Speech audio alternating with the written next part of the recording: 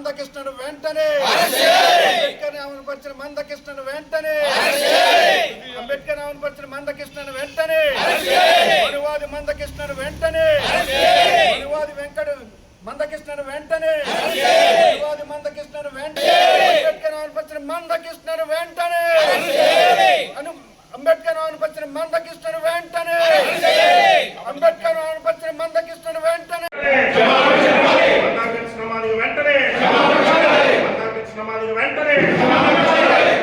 అందరికీ జై భీములండి.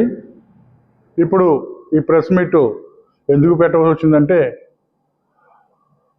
ప్రపంచ మేధావి, భారతదేశ ముద్దుబిడ్డ, భారతదేశమే కాదు ప్రపంచం కారణించదగినటువంటి వ్యక్తి అయినటువంటి డాక్టర్ బిఆర్ అంబేద్కర్ని ఒక సామాన్యుడు, అర్హత లేని వ్యక్తి ఈవేళ అంబేద్కర్ గారి గురించి విమర్శలు చేస్తున్నారు.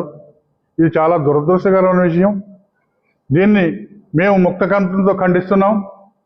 ఎందుచేతనంటే ప్రపంచ దేశాలన్నీ తిరిగి ఒక ప్రపంచ మేధావిగా ఒక భారతదేశానికి ఒక దిశానిర్దేశం చేసినటువంటి వ్యక్తి అయినటువంటి డాక్టర్ బిఆర్ అంబేద్కర్ గారిని విమర్శించేటువంటి స్థాయి ఈ రోజున ఎవరికి లేదని చెప్పేసి నేను ముక్తకంఠంగా మేము వివరించుకుంటున్నాం.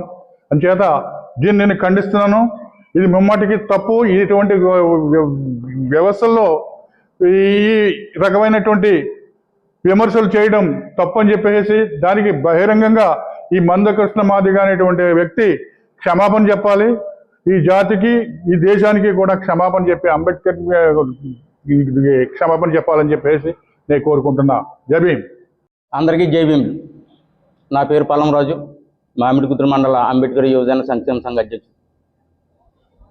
డాక్టర్ బిఆర్ అంబేద్కర్పై అనుచిత వ్యాఖ్యలు చేసిన మందకృష్ణ ఒక అజ్ఞాని. ఈ భారతదేశానికి 1950 జనవరి 26న రాజ్యాంగాన్ని సమర్పించిన నాటి నుండి ఈ రోజు వరకు 16 మంది ప్రధానమంత్రులు చేశారు, 15 మంది రాష్ట్రపతులు చేశారు.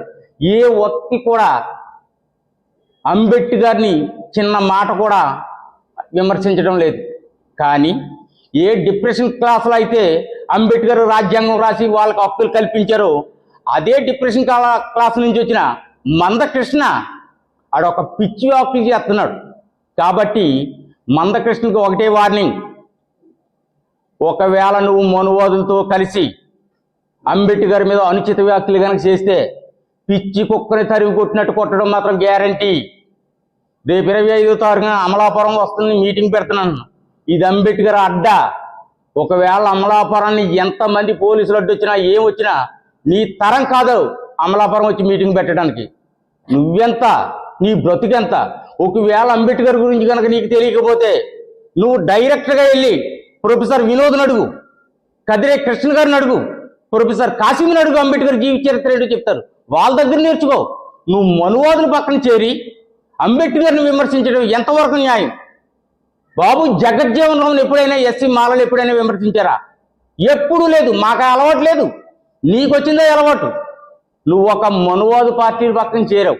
ఆ రోజున కాంగ్రెస్ పార్టీ పక్కన చేరి మనువాదులు బాబు జగజ్జీవన్ రామ్ పెట్టుకుని అంబేద్కర్ని ఓడించాలని చూశారు. ఈ రోజుని మనువాదులు బీజేపీ పక్కన నువ్వు చేరి బీజేపీ సంఖ్యకి ఈ రోజుని అంబేద్కర్ మీద విమర్శలు చేస్తున్నావు. ఇది ఎంతవరకు ధర్మం? ఇదే కనుక నీ తల్లిదండ్రులు తెలుసుంటే నీ ముఖం మీద కేంద్రగించి ఊసుంటారు. ఎందుకంటే ఆ రోజున గోచి పెట్టిన బతికిన బతుకులు నీ బాబుది, నీ తల్లిది. కానీ ఈ రోజు నువ్వు షూట్ వేసుకుని తిరుగుతున్నావు. బాబాసాహెబ్ అంబేద్కర్ దానికి కారణం. అది తెలుసుకోరా. నువ్వు ఒక గాడిదవు, నువ్వు ఎదవు, నువ్వు చదువులేని ఒక మూర్ఖుడు. అసలు ఈ మాట ఎవరు అనిపించారు నీ చేత? అసలు నువ్వు అనవచ్చిన పనేంటి? అంబేద్కర్ని విమర్శించారు. 200 దేశాల్లో అంబేద్కర్ని పూజిస్తున్నారు. బాబు జగజ్జీవన్ రామ్ ఏ దేశంలో పూజిస్తున్నారు చెప్పరా? నువ్వు ఎదవ కాకపోతేని ఒక భారతదేశంలో అప్పుడప్పుడు అక్కడక్కడ విగ్రహాలు పెట్టుకుంటారు. ఇది కాంగ్రెస్ బానిస. 200 దేశాల్లో పూజిస్తున్నారు అంబేద్కర్ని. ప్రపంచ మేధావని చెప్తున్నారు. అటువంటి అంబేద్కర్ మీద అనుచిత వ్యాఖ్య చేస్తున్నాను. నీకు ఎంత దమ్ముంది? నువ్వు రిజర్వేషన్ ఫలాలు పొంది ఇంతవరకు 30 సంవత్సరాలు ఉద్యమం చేశావు. నువ్వు ఎంఆర్పిఎస్ ఉద్యమం ఇన్ని రోజులు మాట్లాడలేదు. ఈ ఆలోచన అంబేద్కర్ని విమర్శిస్తున్నావు. అసలు నీకు దమ్ము ఎక్కడుంది? ఈ 75 సంవత్సరాల్లో స్వాతంత్రం వచ్చి ఏ రోజుని కూడా ఎంతమంది ప్రధానమంత్రులు వచ్చినా ఒక్కరు కూడా అంబేద్కర్ గారిని పల్లెత్తి మాట అనలేదు. కానీ నువ్వు ఈరోజు అంబేద్కర్ని విమర్శిస్తున్నావు. దానికి కారణం ఏంటి? ఒకవేళ అంబేద్కర్ మీద అనుచిత వ్యాఖ్యలు కనుక చేస్తే తగిన గుణపాఠం చెప్తామని కోరుకుంటున్నాను.